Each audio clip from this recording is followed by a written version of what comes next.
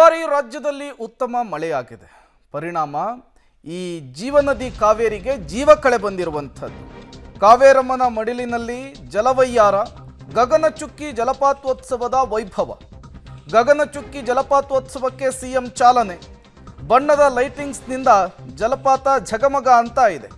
ನಾಳೆ ಇಡೀ ದಿನ ವಿವಿಧ ಮನರಂಜನಾ ಕಾರ್ಯಕ್ರಮಗಳನ್ನು ಹಮ್ಮಿಕೊಳ್ಳಲಾಗಿದೆ.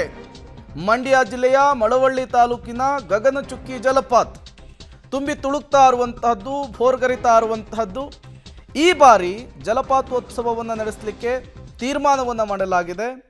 ನಾಳೆ ಇಡೀ ದಿನ ಮನರಂಜನಾ ಕಾರ್ಯಕ್ರಮಗಳಿರುತ್ತೆ. ಹಾಗಾಗಿ ಬಣ್ಣದ ಲೈಟಿಂಗ್ಸ್ನಿಂದ ಈಗ ಜಲಪಾತವನ್ನು ಸಿಂಗಾರಗೊಳಿಸಲಾಗಿದೆ.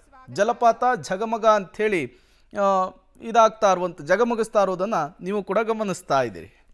ನಾಗಮಂಗಲದ ಗಲಭೆ ಅದನ್ನು ಖಂಡಿಸಿ ಬೆಂಗಳೂರಿನ ಟೌನ್ ಹಾಲ್ನ ಮುಂಭಾಗದಲ್ಲಿ ನಡೆದಂತಹ ಪ್ರತಿಭಟನೆ. ಈ ವಿಚಾರವನ್ನು ಹರಿಯಾಣದ ಎಲೆಕ್ಷನ್ ಪ್ರಚಾರದಲ್ಲಿ ಪ್ರಧಾನಿ ನರೇಂದ್ರ ಮೋದಿಯವರು ಉಲ್ಲೇಖಿಸಿದ್ದಾರೆ. ರಾಜ್ಯ ಕಾಂಗ್ರೆಸ್ ಸರ್ಕಾರದ ವಿರುದ್ಧ ಹರಿಹಾಯ್ದಿದ್ದಾರೆ. ಹರಿಯಾಣದ ಕುರುಕ್ಷೇತ್ರದಲ್ಲಿ ಚುನಾವಣಾ ರ್ಯಾಲಿಯಲ್ಲಿ ಮೋದಿ ನಾಗಮಂಗಲದ ಗಲಭೆಯನ್ನು ಖಂಡಿಸಿ ನಿನ್ನೆ ಬೆಂಗಳೂರಿನಲ್ಲಿ ನಡೆದಿದ್ದ ಪ್ರತಿಭಟನೆಯ ವೇಳೆ ಪೊಲೀಸರು ಗಣೇಶ ಮೂರ್ತಿಯನ್ನು ಎತ್ತೊಯ್ದಿದ್ದಕ್ಕೆ ಕಿಡಿಕಾರಿರುವಂಥದ್ದು. ಕಾಂಗ್ರೆಸ್ ಸರ್ಕಾರ ತುಷ್ಟೀಕರಣ ರಾಜಕಾರಣಕ್ಕಿಳಿದಿದೆ. ಗಣೇಶ ಮೂರ್ತಿಯನ್ನು ಕಂಬಿ ಹಿಂದೆ ಇಡಲಾಗಿದೆ. ಕಾಂಗ್ರೆಸ್ನದ್ದು ಕೇವಲ ತುಷ್ಟೀಕರಣವೇ ಗುರಿ ಅಂಥೇಳಿ ಟೀಕಾ ಪ್ರಹಾರವನ್ನು ಮಾಡಿದ್ದಾರೆ.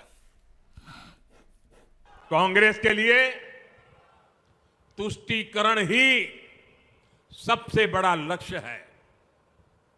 आज तो हालात ये हो गई हैं कि कांग्रेस के राज में कर्नाटका में गणपति जी को भी सलाखों के पीछे डाला जा रहा है.